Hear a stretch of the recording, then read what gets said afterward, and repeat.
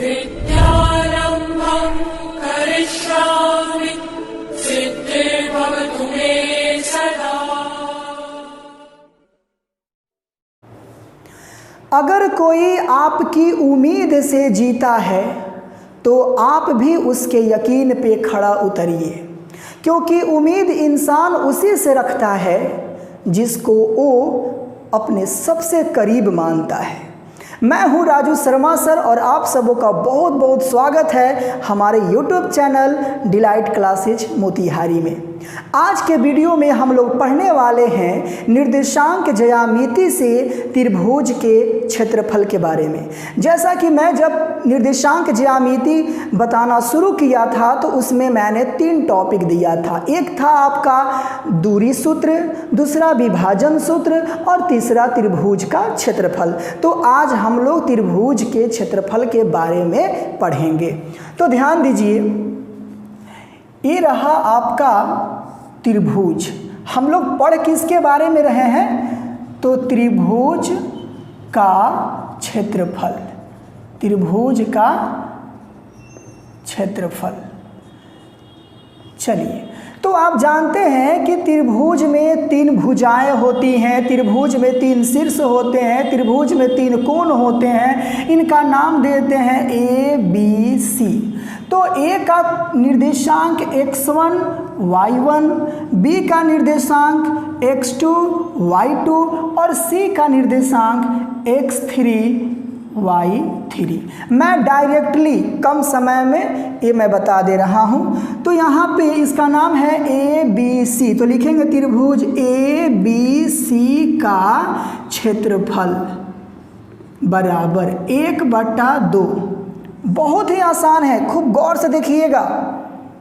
यहाँ पे हम लिख लेंगे x1 और घर यानी कोष्ठ बना देंगे, प्लस x2 फिर घर बना देंगे, प्लस x3 फिर यहाँ पे घर बना करके एक बड़ा सा घर बना देंगे। ये समझ में आ गया? बहुत ही आसान है। x1 घर प्लस x2 घर प्लस x3 घर। अब इस घर में क्या करना है? तो y minus y, y minus y, y minus y. समझ में आ रहा है? एकदम शॉर्टकट में बता रहे हैं। अब यहाँ पे 1 है तो 1 के बाद क्या आता है? 2, 2 के बाद क्या आता है? 3 हो गया।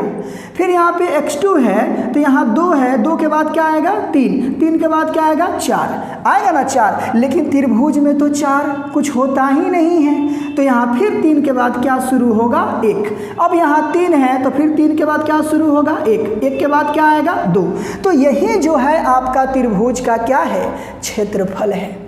तो इसी को आप याद रखिएगा। अब इसके ऊपर हम एक प्रश्न बता दे रहे हैं, तो आप लोग कहीं जाइएगा मत, प्रश्न को देखिए, समझिए और फिर आप लोग बनाइएगा। यहाँ एक प्रश्न है कि उस त्रिभुज का क्षेत्रफल ज्ञात करें जिसके शीर्ष हैं 2 3 माइनस 1 0 2 माइनस 4। तो इसको आप मान लीजिए ए, इसको मान लीजिए बी और इसको मान लीजिए सी।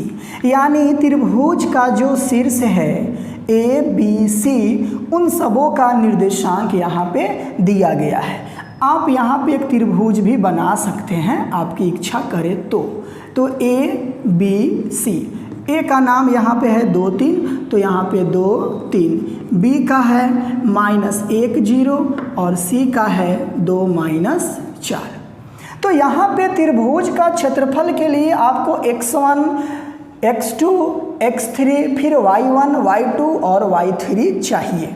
तो यहाँ पे लिखेंगे x1 बराबर x2 बराबर x3 बराबर। तो x1 कितना है?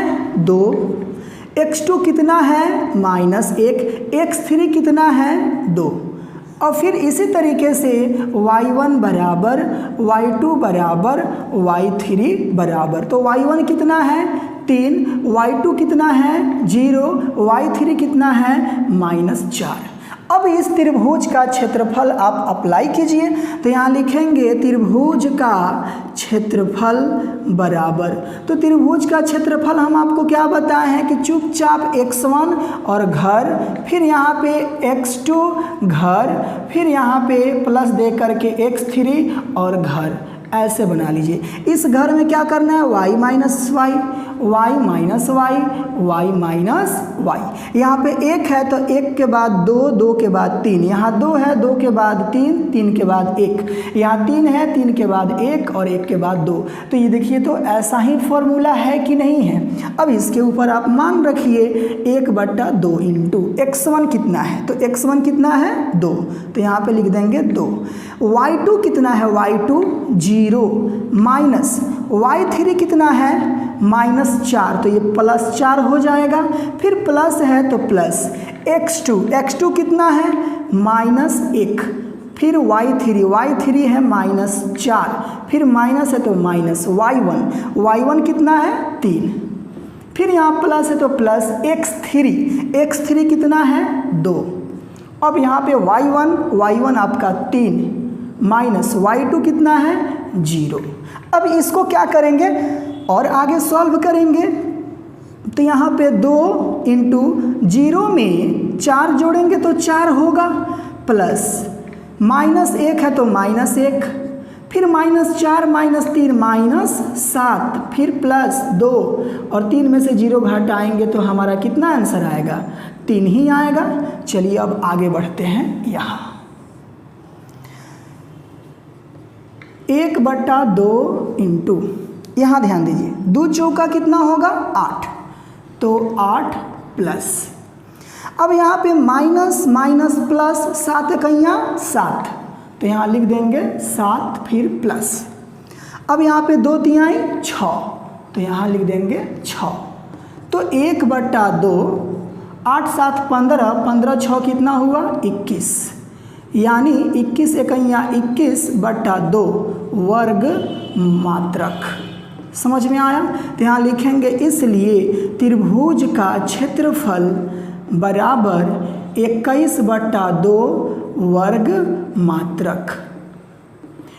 ऐसे लिखिए, या आप ऐसे लिख सकते हैं, इसको पूर्णांक में बदल दीजिए, 10.1/2 वर्ग मात्रक। यहाँ देखिए 2 दहाई के 20, 20 आ 1 21, 21/2 वर्ग मात्रक हो गया। तो इस तरीके से भी आप आंसर लिख सकते हैं। तो इस तरीके से मैं उम्मीद करता हूं कि आप लोग को प्रश्नावली 7.3 को बनाने में कहीं से दिक्कत नहीं होगा। अगर फिर भी आपको दिक्कतें होती है, परेशानियां आती है, तो फिर आप कमेंट बॉक्स में लिखेंगे, मैं उसका सॉल्यूशन आप लोगों तक पहुंचाने का काम करूंगा। अभी तक हमारे चैनल को सब्सक्राइब नहीं किए होंगे तो प्लीज़ हमारे चैनल को सब्सक्राइब कर दीजिए, बगल में बेल आइकन को दबा दीजिए ताकि मैं जब भी वीडियो अपलोड करूं उसका नोटिफिकेशन सबसे पहले आपके पास पहुंचे। और हमारे वीडियो को लाइक कर दीजिए, दोस्तों के पास शेयर कीजिए। फिर मिलते हैं अगले वीडियो में, तब तक के लिए जय हिंद।